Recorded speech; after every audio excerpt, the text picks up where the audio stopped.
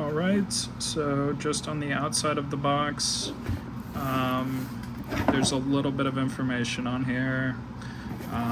There's also a little bit here. It looks like a 2.5 amp charger. 5-volt charger is the max that you could use on this, unless you risk damaging the battery. So 7-inch screen and 720p resolution.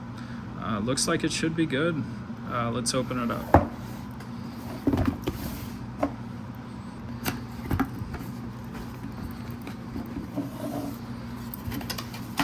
Wow. So looks like it comes in the carry case, which is just in the box. Very professional looking, and the box feels nice. Let's see what it looks like. Wow, so it's right here on top.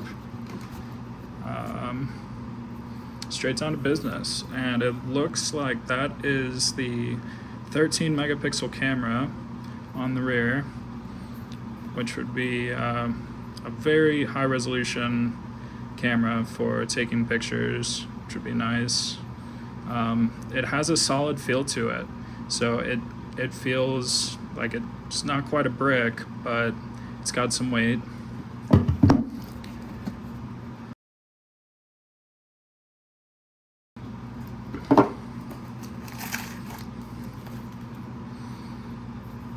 Okay, the manual looks pretty good. Definitely go through this. Silica gel packets. Okay, this is useful. So it comes with an adapter. If your country uses 240 volts, then you're good to go. And also 120.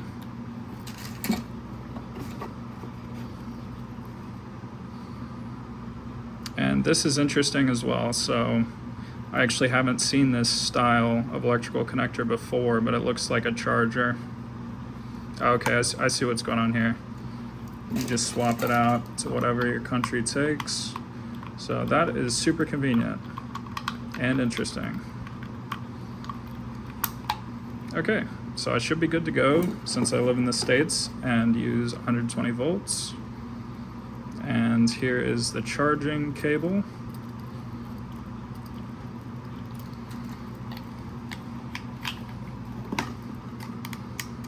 I have plugged in the charger and I'm going to power the device for the first time. It looks like there's this little cover here, and you have a USB-C and USB-A connector. It looks like it could be probably compatible with like flashcards, anything you would really want to use in that. I'm not sure what, but this thing seems pretty full-featured. All right, Kingbolen.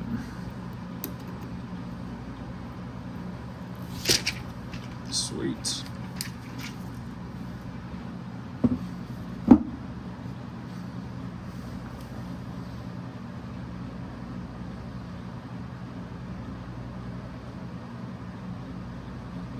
Looks like the display is coming up nicely.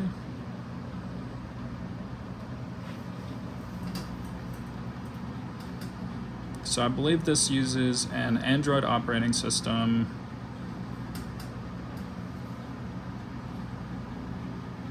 And it's going to search for Wi-Fi. Okay guys, all I did there was connect to Wi-Fi, enter my password. Looks like you select your time zone, and okay, there are registration terms, which seem to be unconditional because there's nothing there. So agree to those. And email and password, so I will enter those in. Right, so I'm back. It looks like I have to create an account, and I'm going to go ahead and enter the information it's requesting to register. Okay, so I am logged in for the first time. to this device. Looks like first thing to do is to upgrade the APK.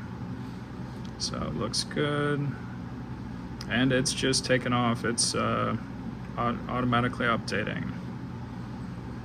Menu for camera. Wow. So I'm pretty impressed. This actually makes a good camera. It looks like it does do video as well.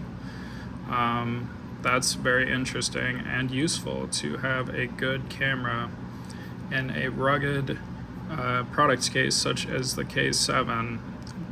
It looks like it does have HDR as well, which can be turned on and off. Very, very interesting. And it even has a timer. Wow, this is advanced camera. Very nice camera they have on this device. Okay, guys, I figured out to get back to the home screen, you can swipe either left or right, and it'll take you back. Okay, it looks like I need to activate the device to go any further. So I'm going to activate with the serial number 12 digits, and it looks like that paperwork is included in the box. So it is this piece of paper here that has the code on it, and I'm going to enter that in and get right back to you guys.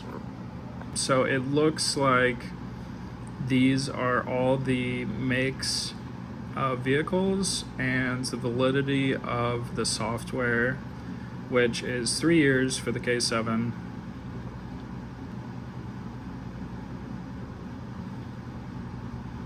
Very interesting. So it looks like there are several peripheral devices that can be used with this scan tool. So it looks like battery, oscilloscope, printer, which is interesting, video scope, and TPMS.